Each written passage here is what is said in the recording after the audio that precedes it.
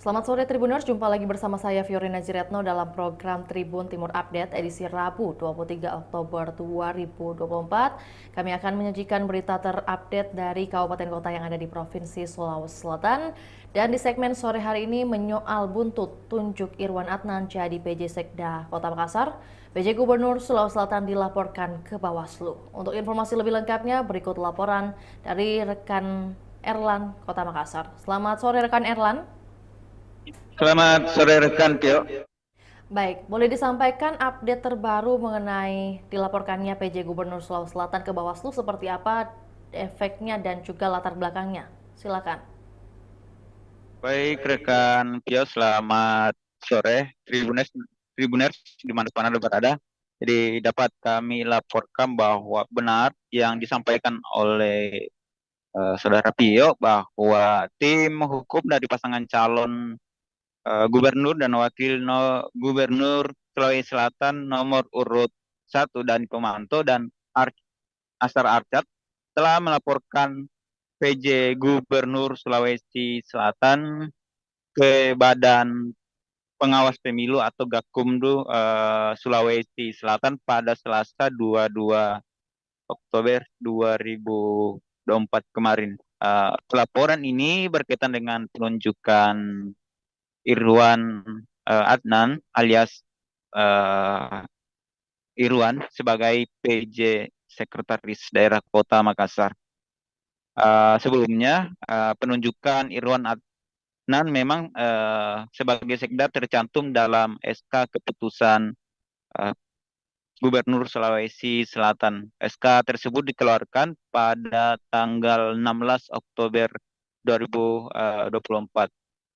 Olehnya, Ketua Tim Hukum Dani Asar Ahmad Rianto menjelaskan alasan dibalik pelaporan ini.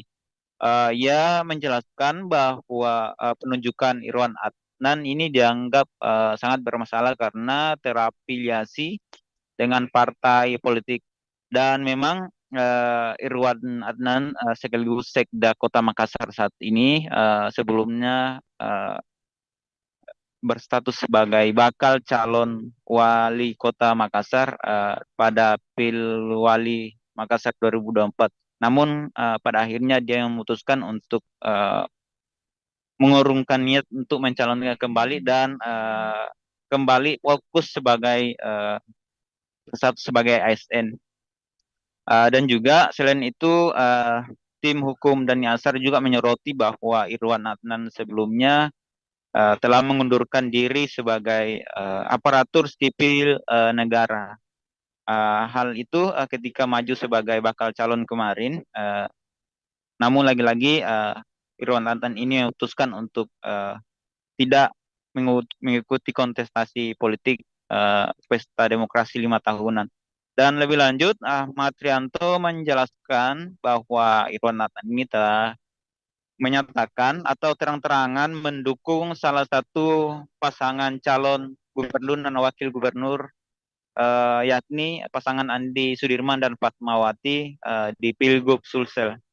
Eh, Kata Ahmad Rianto bahwa dukungan ini diumumkan pada September 2024 lalu melalui relawannya atau mengarahkan langsung relawannya atau pendukungnya yang mengatasnamakan relawan Pakintaki, di mana relawan Irwan Adnan itu dituding berafiliasi sebagai pendukung pasangan Andi Sudirman dan Fatmawati Rusdi.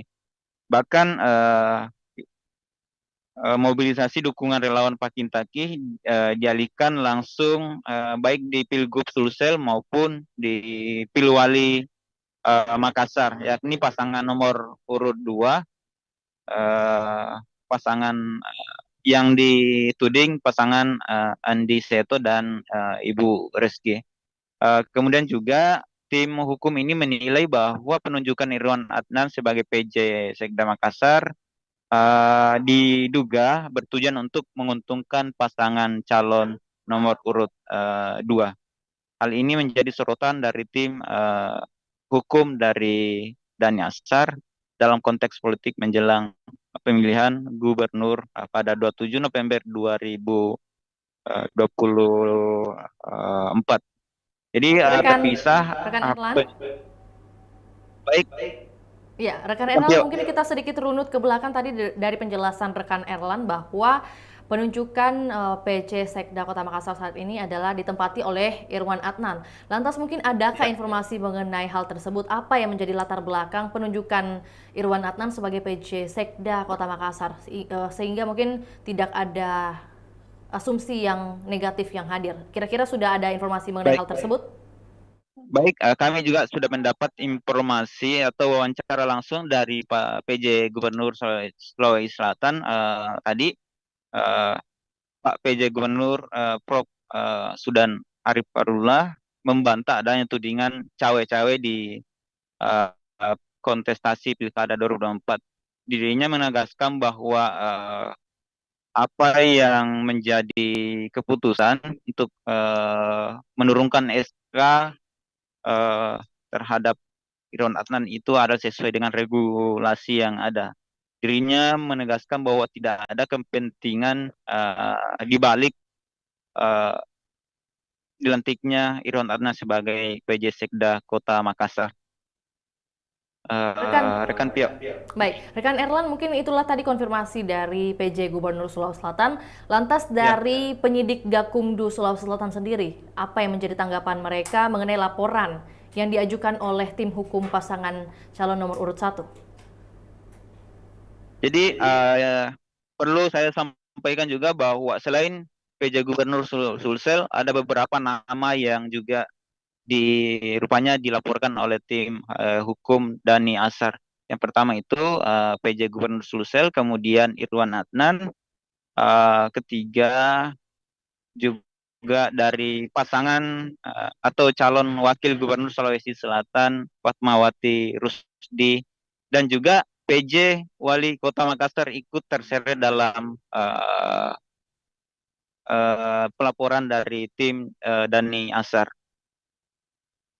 Hal ini pun dibenarkan langsung oleh tim penyidik Gakumdu Sulawesi Selatan, dalam hal ini Rahmat Hidayat, usai menerima laporan dari tim hukum dan Yasar. Dia membenarkan bahwa laporan dugaan pelanggaran yang dilayangkan oleh tim Dani Asar telah diterimanya secara langsung, diberikan secara langsung di kantor Bawaslu Jalan APP Terani Makassar. Rekan Pio. Iya, baik. Rekan Erlan mungkin untuk lebih memastikan informasi ini, lantas dari tim hukum pasangan dia yang telah melakukan laporan, seperti apa materi laporan yang diterima oleh Gakumdu Sulawesi Selatan dan tentunya mengenai pasal dalam undang-undang, pasal berapa yang dianggap dilanggar oleh beberapa terlapor?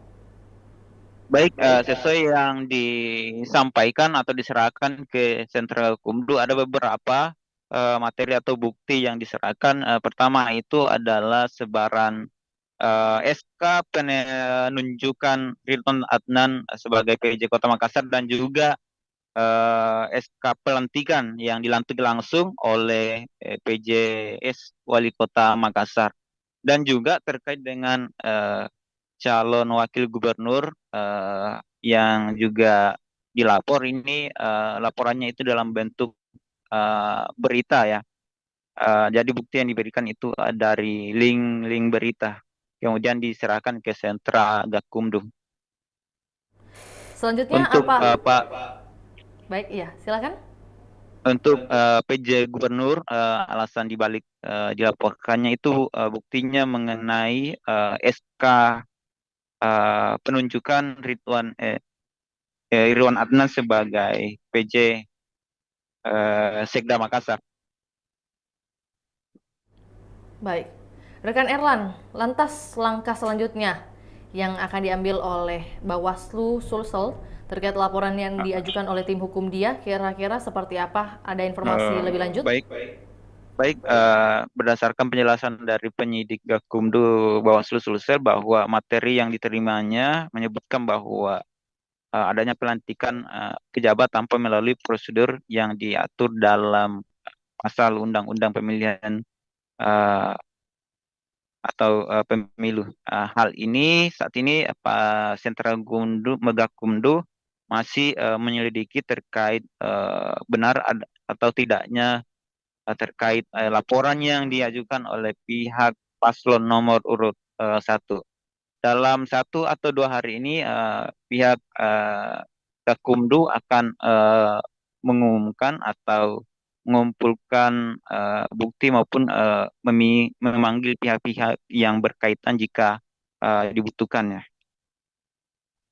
Berarti saat ini status dari laporan tim hukum pasangan dia atau calon gubernur Sulawesi Selatan nomor urut 1 hari ini statusnya saat ini seperti apa? Apakah sudah ada penindakan atau masih di ambang tidak jelas? Baik, jadi kami sempat wawancara langsung dengan pihak penyidik bahwa pihaknya membutuhkan waktu 1 atau 2 hari. Kemudian setelah itu mereka akan menggelar konferensi pers untuk mengumumkan hasil. Apabila penyelidikan tersebut belum selesai, maka akan ditambah waktunya. Rekan Tio.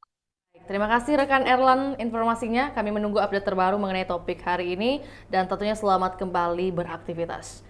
Juga Tribuners, kami akan tayangkan cuplikan liputan kita di sore hari ini, juga pernyataan dari Ketua Tim Hukum Dhani Azhar Ahmad Rianto, juga statement dari penyidik Gakumdu Rahmat Hidayat. Berikut laporannya, selamat menyaksikan.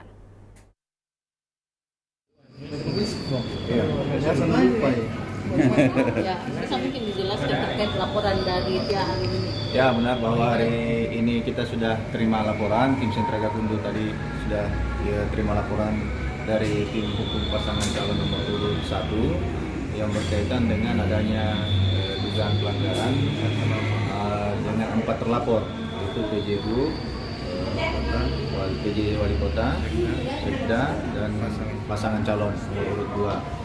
Dari materi laporannya adanya dugaan pelantikan pejabat yang tanpa melalui prosedur yang diatur dalam pasal 71. Makanya nanti sesuai dengan perbawaslu kita lakukan dulu kajian awal, mungkin paling lambat besok baru ada keputusannya apakah ditindaklanjuti atau tidak. Apakah semuanya itu akan dipanggil nanti? Tergantung besok kita lakukan kajian awal dulu untuk syarat keterpenuhan syarat formil material berikut dengan uraian peristiwa dan uraian peristiwa yang mengakibatkan adanya akibat hukum. Kita lihat seperti itu. Kak terpisah tadi malam ada katanya saksian di periksa Zoom, itu memang dibolehkan? Oh bisa. Jadi dalam peraturan Bawaslu sepanjang diatur ada hal-hal ada keadaan tertentu bisa dilakukan pemeriksaan secara Zoom. Tadi Kak dari pihak 002 katanya Bawaslu ini pilih kasih ya, gimana Pak? Untuk sementara kita tidak bisa berkomentar seperti itu karena memang semua yang kita tangani kita sudah anggap sebagai sesuai dengan ketentuan yang mengatur terkait peraturan kita. Ya alasannya kenapa tidak bisa hadir Kak? Alasannya karena beliau berada di luar provinsi. Oh. Di luar provinsi? Iya, Jakarta. Di Jakarta. Nanti baik sama Andi. Presiden. Iya. Ya, baik. Perkembangan laporan nanti dicek saja di papan pengumuman kami. Semua sudah kami jelaskan di situ statusnya. Dan memang ada beberapa laporan yang dari karena memang kita di peraturan Bawaslu ada kajian awal, memang sudah kita. Tadi tim pelapor ada bukti yang dilaporkan juga disampaikan. Ada beberapa bukti, link berita, kemudian foto baliho, kemudian foto link pelantikan, link berita pelantikan. Yang tadi yang dikatakan dia sekarang dia tersangka. Dari provinsi kita ada tangani 2 yang dari sidik yang sudah ditetapkan tersangka itu laporan register 02, register 01. Tersangka adalah kepala UPT Samsul Marasa.